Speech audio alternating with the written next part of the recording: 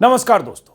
Karnataka cadre के IAS अधिकारी फौजिया तरन्नुम को पाकिस्तानी कहने वाले बीजेपी नेता को कर्नाटक हाईकोर्ट से जबरदस्त लतार लगी है। गिरफ्तारी के डर से हाईकोर्ट पहुंचे BJP MLC N Ravi Kumar को फटकार लगाते हुए जस्टिस सूरज गोविंद राज ने कहा कि आपको यह बयान नहीं देना चाहिए था। आपने देखा है कि विजय शाह के केस में एमपी और सुप्रीम कोर्ट में क्या हुआ। आप एक मौजूदा मंत्री से अलग नहीं हैं। आप इस तरह के बयान नहीं दे सकते। आप एक डिप्टी कमिश्नर के खिलाफ ऐसा बयान कैसे दे सकते हैं? हम आपको सिर्फ ये बताना चाहते हैं कि एमपी और सुप्रीम कोर्ट में क्या हुआ और यही काफी है।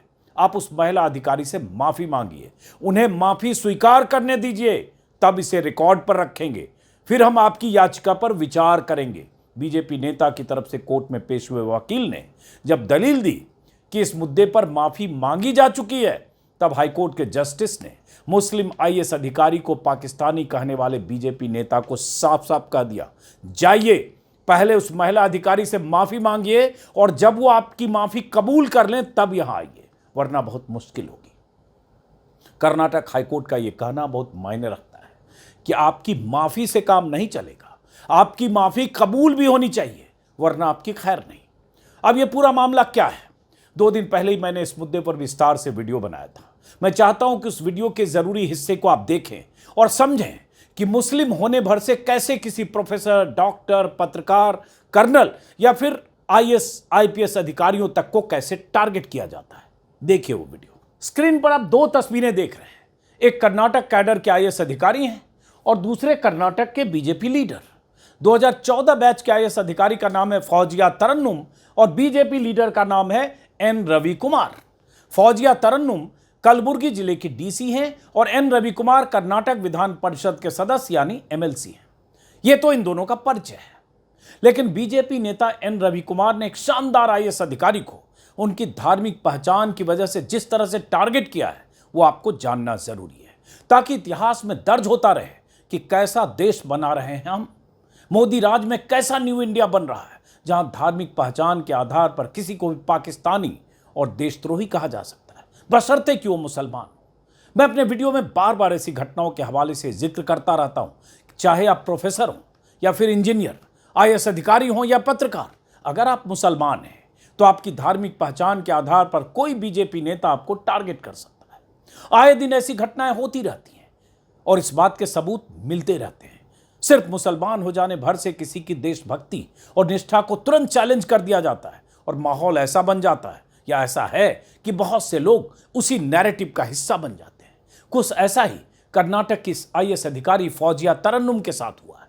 बतौर आईएएस अधिकारी अपने परफॉर्मेंस की वजह से तारीफें बटोरने वाली फौजिया तरन्नुम का मुस्लिम होना इतना बड़ा गुनाह हो गया कि बीजेपी के एक एमएलसी एन रवि कुमार ने अपनी रैली में फौजिया तरन्नुम के बारे में कह दिया, मुझे नहीं पता डीसी पाकिस्तान से आई हैं या यहीं की आईएएस अफसर है।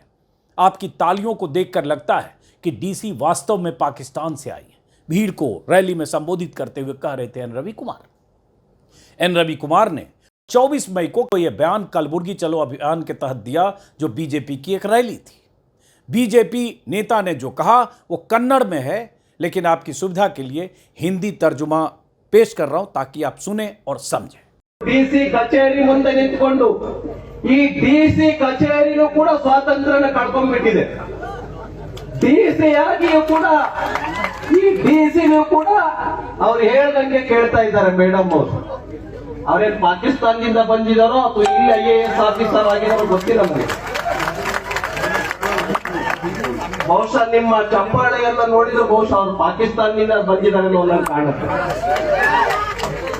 ಡಿಸಿ जरा सोचिए, एक आईएएस अधिकारी जिसने देश के सबसे टफेस्ट एग्जाम को पास किया, यूपीएससी में 31वां रैंक हासिल किया, उसके लिए किस तरह की भाषा का इस्तेमाल कर रहे हैं बीजेपी लीडर।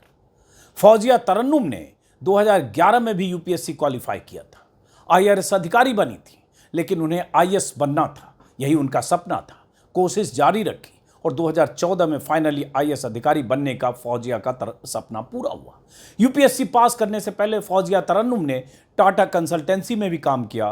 पढ़ने लिखने में फौजिया हमेशा अपने कॉलेज में अव्वल रही। क्राइस्ट कॉलेज बेंगलुरु से फौजिया ने फाइनेंस में एमबीए किया, गोल्ड मेडलिस्ट बनी। बतौर आईएएस अधिकारी 10 साल की नौकरी में फौजिया तरन्नुम जहां भी पोस्टेड रहीं, उनके कामकाज की तारीफ हुई, कई अवार्ड मिले, जिसके बारे में आगे बताऊंगा।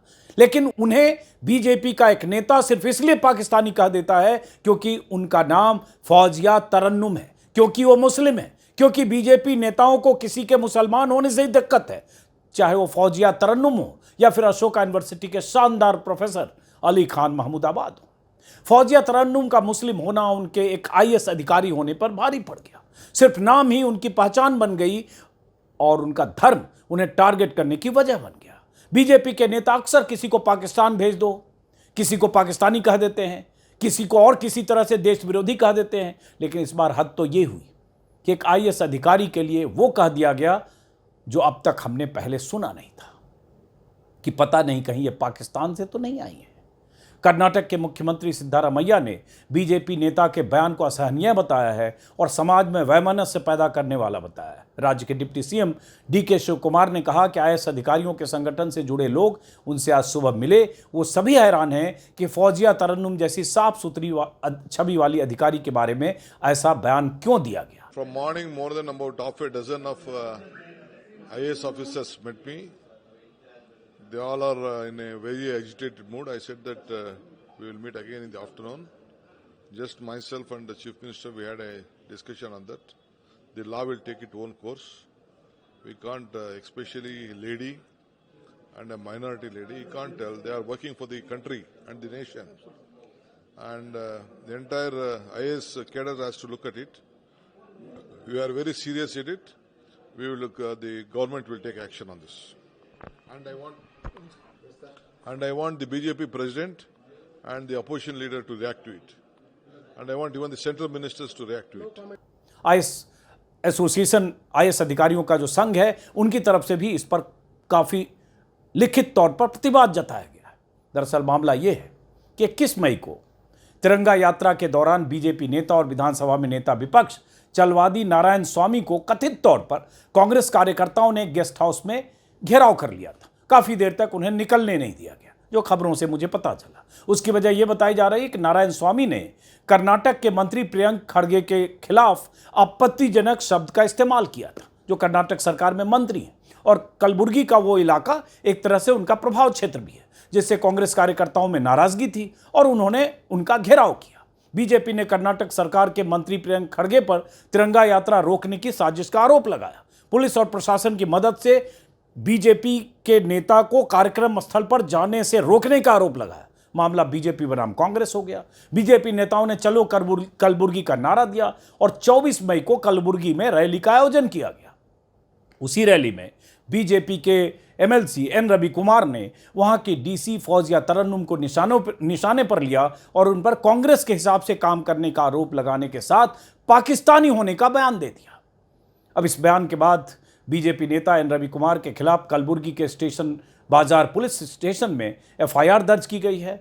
उनके खिलाफ SC/ST एक्ट के साथ साथ भारतीय न्याय संहिता यानी BNS की धारा 197 यानी विभिन्न समूहों के बीच वैमनस्य, दुश्मनी और घृणा पैदा करने वाला बयान देना या काम करना, धारा 224 यानी पब्लिक सर्वेंट को ड्यूटी से रोकना, हमला या आपराधिक बल का प्रयोग करना, धारा 299 यानी धार्मिक भावनाओं को ठेस पहुंचाने के इरादे से जानबूझकर और दुर्भावनापूर्ण काम करना, धारा 302 यानी धार्मिक भावनाओं को ठेस पहुंचाना और धारा 351 यानी आपराधिक धमकी और धारा 353 के तहत उनके खिलाफ एफआईआर दर्ज हुई। पुलिस ने रवि कुमार पर SC/ST एक्ट के तहत भी मामला दर्ज किया, जैसा कि मैंने आपको बताया।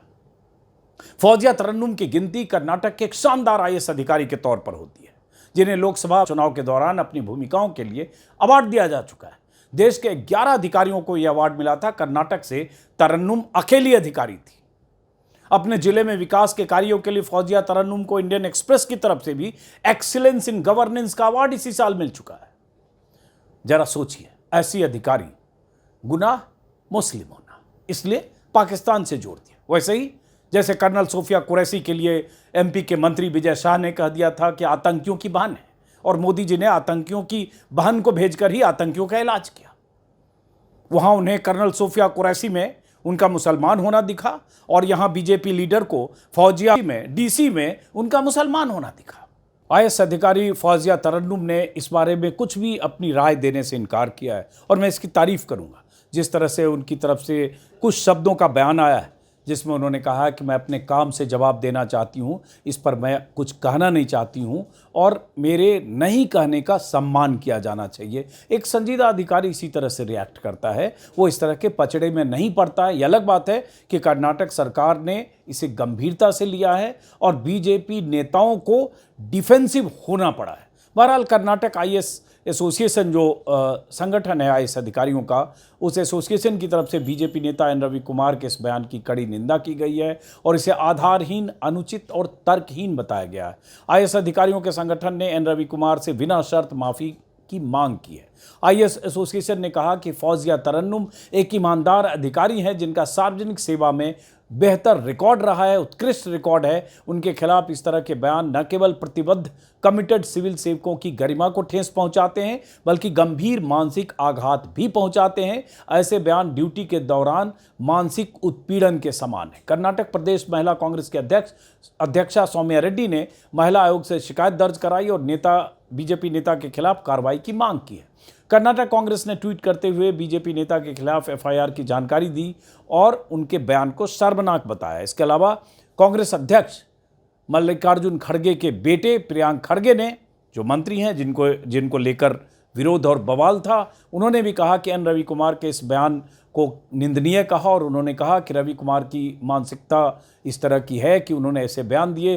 बीजेपी नेता के इस तरह के बयान पूरे देश में हो रहे हैं। एक सम्मानित महिला अधिकारी पर इस तरह से हमला अस्वीकार है। जो लोग अपने साथी नागरिकों के बारे में इस तरह से बोलते हैं उन्हें हम सच्चा भारतीय कैसे कह सकते हैं। हालांकि उन्होंने कन्नड़ में कहा है, हमारे सहयोगियों ने उसका ट्रांसलेट किया, जिसका उसमें एक लंबी चौड़ी पोस्ट लिखी है जिसमें उनके कहने का मतलब यही है कि बीजेपी नेताओं को अगर पाकिस्तान का नाम ना लिया जाए तो खाया हुआ पचता नहीं है। रात में पाकिस्तान का सपना देखते हैं क्या, इस तरह की कुछ बातें उन्होंने लिखी है।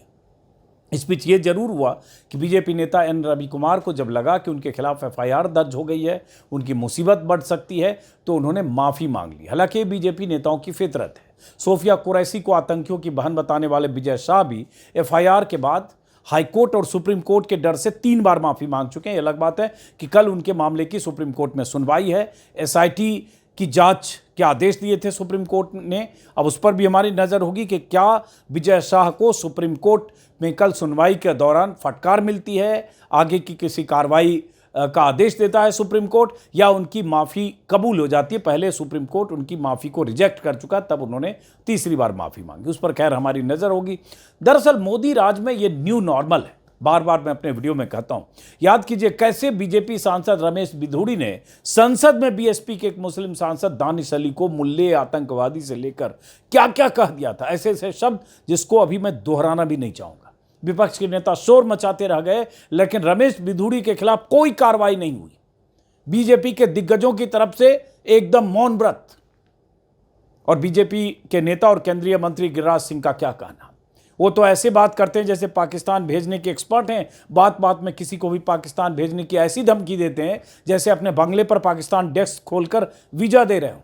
बीजेपी नेताओं को पता है कि ये सब बोलकर उनकी सियासत चलती रहेगी, ध्रुवीकरण की राजनीति के वो लाभार्थी बने रहेंगे और ऊपर बैठे उनके सियासी आका उनके ऐसे बयानों के खिलाफ कोई कार्रवाई नहीं करेंगे। करेंगे भी कैसे जब खुद ही बोलने से चूकते नहीं हैं।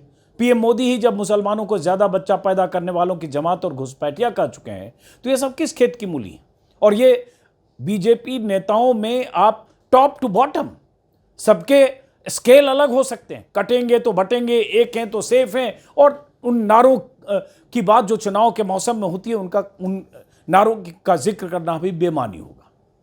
लेकिन यह सोचना चाहिए कि कोई प्रोफेसर, कोई डॉक्टर, कोई इंजीनियर, कोई पत्रकार, कोई आईएएस अधिकारी जब उसे मुस्लिम होने की वजह से इस तरह से तमगा दिया जाता है या इस तरह से उसे टारगेट किया जाता है तो उस पर क्या बीतती होगी। इसलिए हम जैसे लोग अक्सर ऐसी घटनाओं का, ऐसे बयानों का, इस तरह से किसी को अगर टारगेट किया जाता है तो प्रतिवाद करते हैं ताकि ये दर्ज होता रहे कि इस दौर में हो क्या रहा है। फिलहाल इस वीडियो को यहीं खत्म करते हैं दोस्तों, फिर मुलाकात होगी। नमस्कार।